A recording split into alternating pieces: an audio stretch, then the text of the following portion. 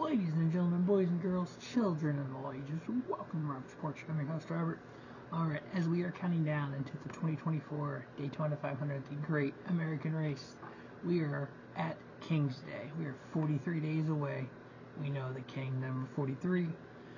A lot of great stats on number 43. One of the top winningest car numbers, one of the top cars with most starts. The 43 has a little bit of everything. So 2,240 starts for the number 43, 200 wins, not all by the King, 580 top 5s, 854 top 10s, 1,431 top 20s, 122 poles. On the Xfinity side, 557 starts, 1 win, 13 top 5s, 72 top 10s.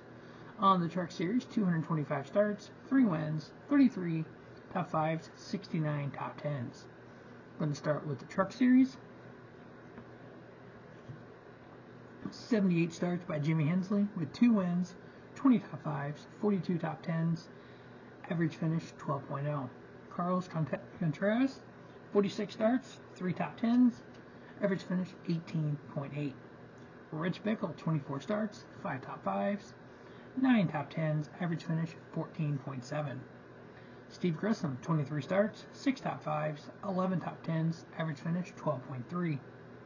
Daniel Dye, 23 starts, 1 top 10, average finish 20.2. Now Daniel Dye did sign to drive the 43 for McAnally Hillman Racing. Their 4-truck effort in 2024, so excited to see what he can do. If he starts every race, he'll move tied for second in the most starts in the 43 truck. Rodney Combs, 5 starts, 1 top 5, 2 top 10s, and an average finish 11.0. Johnny Sauter, 3 starts, 1 top 5, 1 top 10, average finish 16.3. Now, like I've said before, that's not an all-inclusive list in the Truck Series. That is just the big numbers. There's some one-offs and two-off starts as well. Same way with Xfinity and Truck, it's just kind of the top portion of it. Some of the wins and some of the big names, typically there's going to be more unless I say, hey, this is everybody that drove it. Alright, on the Xfinity side, we have Rodney Combs, 78 starts, 8 top 10s, average finish of 21.3. Dakota Armstrong, 66 starts, 4 top 10s, average finish 20.0. Jay Stoddard, 61 starts, 3 top 5s, 15 top 10s, average finish of 21.3. Michael Annett, 58 starts, 7 top 5s, 21 top 10s, average finish of 13.4. Dickie Linville, 46 starts in the Xfinity Series, 3 top 10s, 18.7 average finish. Johnny Sauter, 17 starts, the only one for the 43 in Xfinity, 1 top 5 and 7 top 10s. Now the Cup.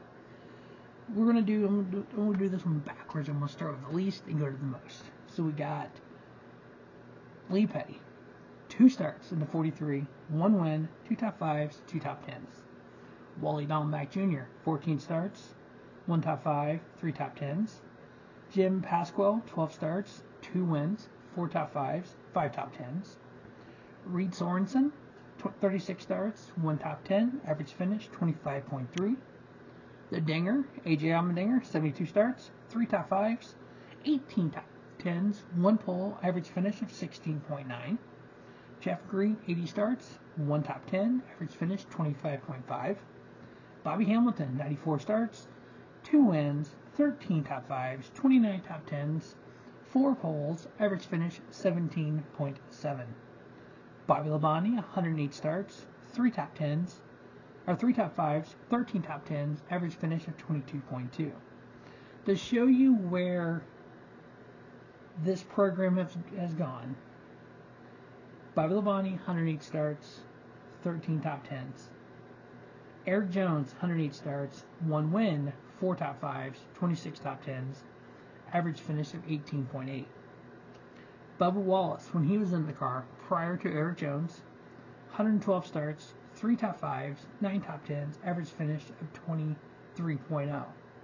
John Andretti, 197 starts, 1 win, 7 top 5s, 26 top 10s, 2 poles, average finish 23.4. Eric Almirola, 208 starts, 1 win, 10 top 5s, 30 top 10s, average finish 20.1 and 1 pole. So it's like when Richard retired, it kind of took a nosedive. The program started to come back up, then it just did that. It's just kind of like a roller coaster. Richard Petty, the king. He drove it the most. 1,125 starts. 192 of his 200 wins came in the 43. 526 top fives. 676 top tens. 114 poles. 11.3 average finish. Now, for me, as a fan of the sport since 1986, the 43 belongs to the king. Always has. But I recognize, hey, Eric Jones is driving it now. Eric Jones drives for the Legacy Motor Club. That's not the king anymore. He's kind of the face there and he kind of works there, but he doesn't own it. He sold more Gallagher and then Jimmy Johnson bought into it and renamed it Legacy Motor Club. But it's still the iconic number. I like the fact that now we have the 42 and the 43 back together. I think if they ever expand to a full-time 3-car team, they need to bring the 44 in. Those are the 3 numbers that when you see the 43, you think of Petty. When you think of Petty, you think of the 42 for Lee, you think of the 44. I think those 3 numbers will always hold an iconic spot in the sport because of what they've done and where they're at now. Do I think NASCAR should ever retire a number? No. Because do you retire it based on stats? Do you retire it based on somebody passing away? Who do you retire it for? Now, if you would have done this initially when the sport started, if you would have said in 1949, 1948 when the sport was created, we may look at retiring numbers someday. When they went to 1967, I think, 68 in that neighborhood, somewhere in the late 60s, early 70s, and they changed it from 3 digits to 2-digit car numbers. So that 110 numbers that are available, the 0 through 99, and then 00 through 09, they would have said then, we will retire numbers based on X. Then okay. But you have now, at this point in the juncture, 75 years in, you have certain numbers that were almost Hall of Fame numbers by multiple different drivers. The 43, yeah, that's Richard Petty. But 3, yeah, everybody says Dale. Junior Johnson drove that number 3. Ned Jarrett drove that number 3 to a lot of wins as well. So that's what's fascinating about doing these countdowns with these car numbers is seeing the who's who in NASCAR that drove what number. We get to number 11. There's multiple drivers that are just as good as Denny, if maybe Denny's better than, that drove the number 11 that had Hall of Fame numbers. So, all right, we are 43 days away from the Great American Race, the 2024 Daytona 500, where common men do uncommon things.